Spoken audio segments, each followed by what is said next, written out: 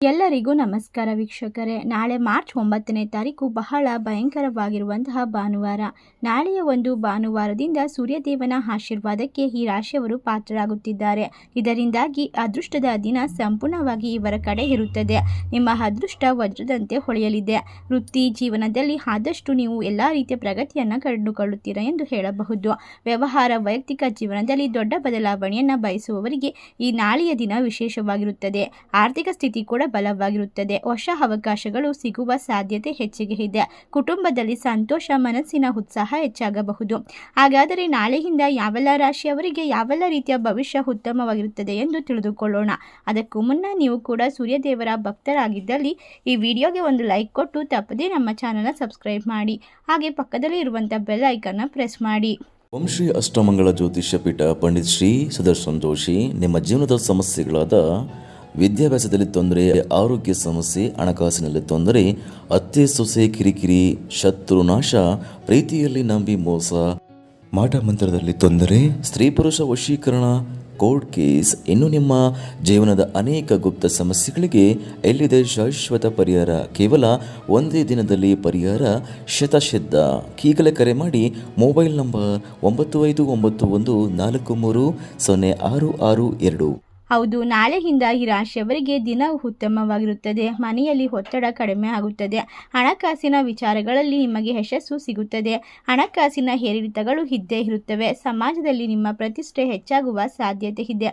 ನಿಮ್ಮ ಕೋಪವನ್ನು ನಿಯಂತ್ರಣದಲ್ಲಿ ಇಟ್ಟುಕೊಳ್ಳಬೇಕು. ಆರ್ಥಿಕ ವಿಷಯಗಳು ಸುಧಾರಿಸುತ್ತವೆ. ಮಾತಿನಲ್ಲಿ ಮಾಧುರ್ಯ ಹೆಚ್ಚಾಗಲಿದೆ. ಸೃಜನಶೀಲ ಕೆಲಸಗಳಲ್ಲಿ ನೀವು ಯಶಸ್ಸನ್ನು ಪಡೆಯುತ್ತೀರಾ. ಕುಟುಂಬದ ಪ್ರತಿಷ್ಠೆ ಹೆಚ್ಚುತ್ತದೆ. ನಾಳೆಯಿಂದ ನಿಮಗೆ ವ್ಯವಹಾರ ಮತ್ತು ವೈಯಕ್ತಿಕ ಕೆಲಸಗಳಲ್ಲಿ ಉತ್ತಮ ದಿನವಾಗಿರುತ್ತದೆ. ನಾಳೆಯಿಂದ ನೀವು ಅನಾಥರಿಗೆ ಬಟ್ಟೆಗಳನ್ನು ದಾನ ಮಾಡುವುದರಿಂದ ಉತ್ತಮವಾದ ಫಲವನ್ನು ಪಡೆದುಕೊಳ್ಳುತ್ತೀರಾ. ಸೂರ್ಯದೇವನ ವಿಶೇಷವಾದ ಕೃಪೆಗೆ ಪಾತ್ರರಾಗುತ್ತೀರಾ ಎಂದು ಹೇಳಬಹುದು. ಉದ್ಯೋಗ ಕ್ಷೇತ್ರದಲ್ಲಿ ಪ್ರಗತಿ ಕಂಡುಬರುತ್ತದೆ. ತಾಳ್ಮೆ ಹೆಚ್ಚುತ್ತದೆ. ಸಂಬಂಧಗಳಲ್ಲಿ ಆತ್ಮೀಯತೆ ಇರುವುದರಿಂದ ಬಹುನಿರೀಕ್ಷಿತ ಕೆಲಸಗಳನ್ನು ಕೂಡ ಪೂರ್ಣಗೊಳಿಸಿಕೊಳ್ಳಬಹುದು. ನಿಮ್ಮ ಆತ್ಮವಿಶ್ವಾಸ ಹೆಚ್ಚಲಿದೆ. ಕುಟುಂಬದ ಜವಾಬ್ದಾರಿಗಳು ಪೂರ್ಣಗೊಳ್ಳುತ್ತವೆ. ಯಾವುದೇ ವ್ಯಕ್ತಿಯ ಸಹಾಯವನ್ನು ಮಾಡಲು ಹಿಂಜರಿಯಬೇಡಿ. ನಾಳೆಯಿಂದ ನಿಮಗೆ ಎಲ್ಲವೂ ಕೂಡ ಶುಭವಾಗುತ್ತದೆ. ಅನಗತ್ಯ ಕೋಪವನ್ನು ತಪ್ಪಿಸಿಕೊಳ್ಳಬೇಕು. ಬುದ್ಧಿವಂತಿಕೆ ಮತ್ತು ಕೌಶಲ್ಯದಿಂದ ಕೆಲಸ ಮಾಡಿದರೆ ಯಶಸ್ವಿಯಾಗುತ್ತೀರಾ. ಕೆಲಸದ ಸ್ಥಳದಲ್ಲಿ ಬದಲಾವಣೆಗಳು ಕಂಡುಬರುತ್ತದೆ. ನಿಮ್ಮ ಆರೋಗ್ಯದ ಬಗ್ಗೆ ನೀವು ಜಾಗರೂಕರಾಗಿರಬೇಕು. ಪ್ರಯಾಣ ಮತ್ತು ಪ್ರವಾಸೋದ್ಯಮ ಪರಿಸ್ಥಿತಿ ಆಹ್ಲಾದಕರ ಮತ್ತು ಉತ್ಸಾಹವಾಗಿರುತ್ತದೆ.